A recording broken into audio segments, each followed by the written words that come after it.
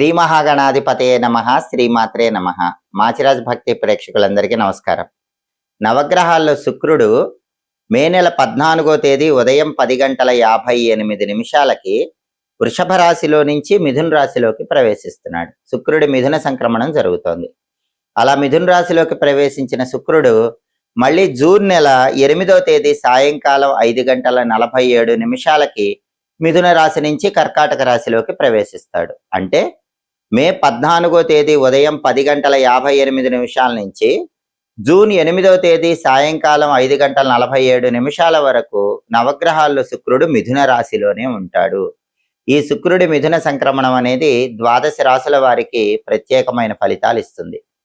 ఏ రాశుల వారికి శుక్రుడి మిథున సంక్రమణం అనుకూల ఫలితాలు ఇస్తుందో, ఏ రాశుల వారికి శుక్రుడి మిథున సంక్రమణం వ్యతిరేక ఫలితాలు ఇస్తుందో, అనుకూల ఫలితాలు వచ్చే రాశుల వాళ్ళు శుక్రుడిని ప్రసన్నం చేసుకొని ఇంకా అనుకూల ఫలితాలు రెట్టింపు కావాలంటే ఎలాంటి పరిహారాలు చేసుకోవాలో, అదేవిధంగా వ్యతిరేక ఫలితాలు వచ్చే రాశుల వాళ్ళు శుక్రుడిని బలోపేతం చేసుకొని వ్యతిరేక ఫలితాలు అనుకూల ఫలితాలుగా మార్చుకోవటానికి ఎలాంటి పరిహారాలు చేసుకోవాలో, 12 రాశుల వారి మీద ఈ శుక్రుడి మిథున సంక్రమణం అనేది ఏ ఏ విషయాలలో ఎటువంటి ప్రభావాన్ని కలిగింపజేస్తుందో ఈ వీడియోలో మనం తెలుసుకుందాం. తదుపరి ధనుస్సు రాశి.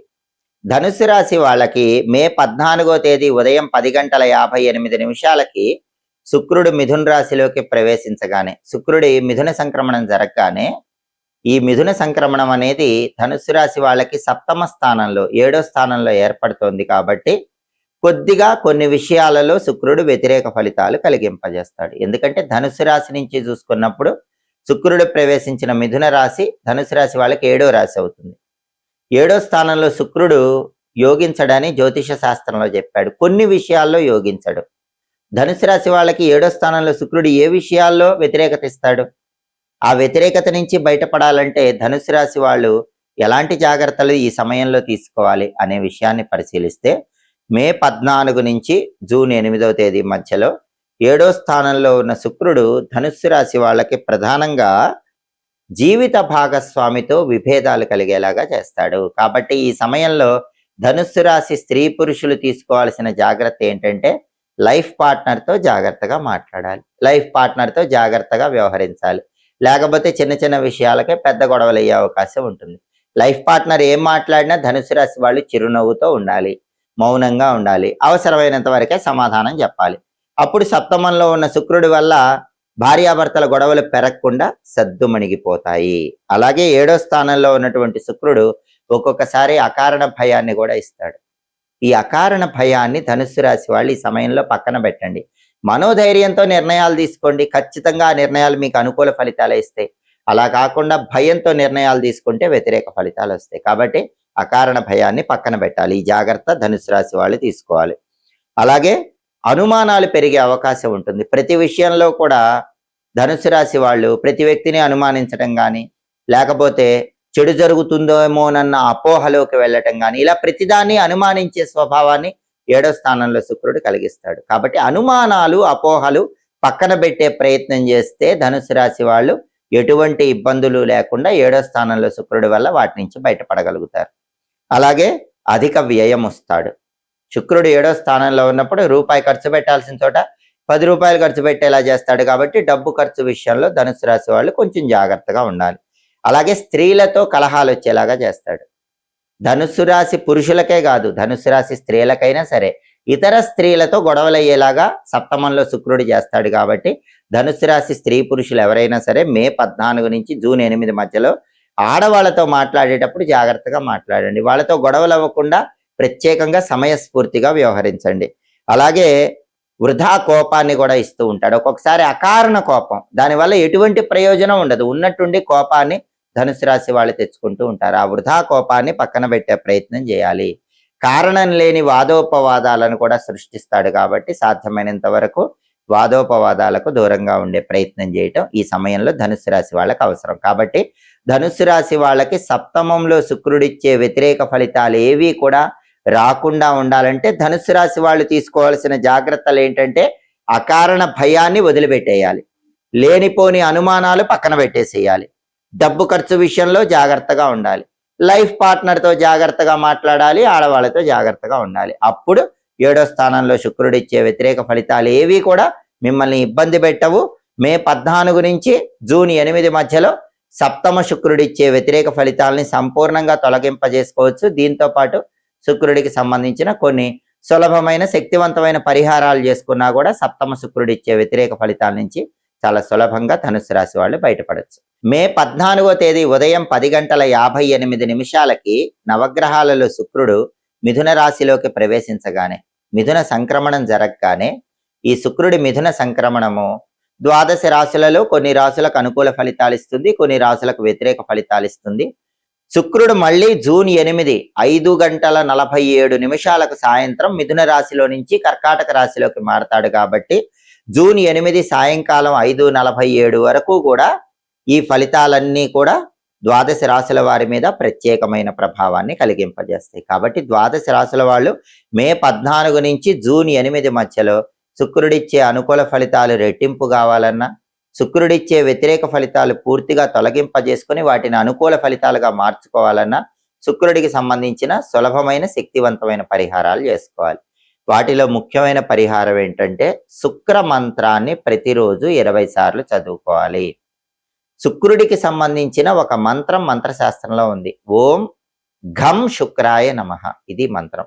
ఓం ఘం శుక్రాయ నమః. ఈ మంత్రాన్ని మే 14 నుంచి జూన్ 8 మధ్యలో ప్రతిరోజు 20 సార్లు చదువుకోండి. దానివల్ల శుక్రుడు సంపూర్ణంగా యోగిస్తాడు.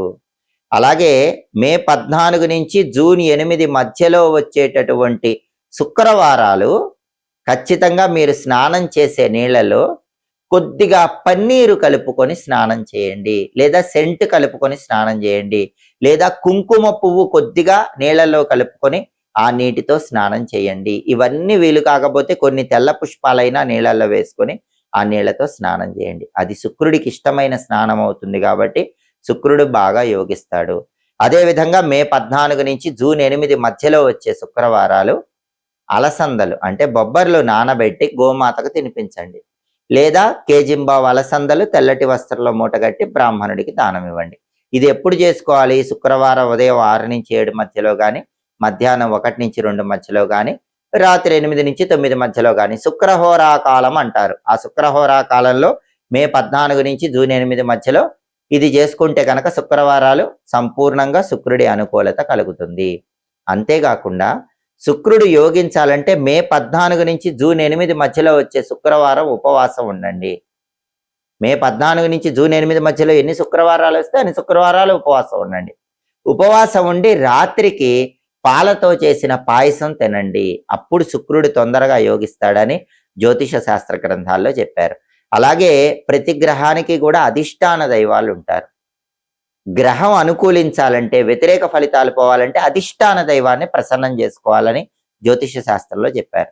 శుక్రుడికి అధిష్టాన దైవం రాజరాజేశ్వరి అమ్మవారు, లలితా పరమేశ్వరి అమ్మవారు. కాబట్టి మే 14 నుంచి జూన్ 8 మధ్యలో వచ్చే శుక్రవారాలు లలితా అమ్మవారిని పూజించుకుంటే అద్భుత ఫలితాలు కలుగుతాయి. లలితా సహస్రనామ స్తోత్రం వింటే మంచిది, లేదా రాజరాజేశ్వరి అష్టకం వింటే మంచిది, దేవి ఖడ్గమాల స్తోత్రం వింటే మంచిది, శ్రీచక్రార్చన చేస్తే మంచిది. ఇవేవి చేయలేని వాళ్ళు ఈ సమయంలో వచ్చే శుక్రవారాలు ఓం శ్రీ రాజమాతంగి అయి నమః అనే మంత్రాన్ని 21 సార్లు చదువుకున్నా కూడా శుక్రుడిచ్చే వ్యతిరేక ఫలితాలు తొలగిపోయి సంపూర్ణంగా అనుకూల ఫలితాలు పొందవచ్చు. అలాగే ఎవరైనా సరే మే 14 నుంచి జూన్ 8 మధ్యలో వచ్చే శుక్రవారం దగ్గరలో ఉన్నటువంటి అమ్మవారి ఆలయానికి వెళ్ళండి. అమ్మవారి ఆలయంలో ధ్వజస్తంభం దగ్గర ప్రమిదలో నువ్వుల నూనె పోసి లేదా ఆవు నెయ్యి పోసి దీపాన్ని వెలిగించండి. అమ్మవారి ఆలయంలో శుక్రవారం ఈ సమయంలో ధ్వజస్తంభం దగ్గర దీపం పెట్టినా కూడా శుక్రుడి సంపూర్ణమైన అనుకూలత పెరుగుతుంది.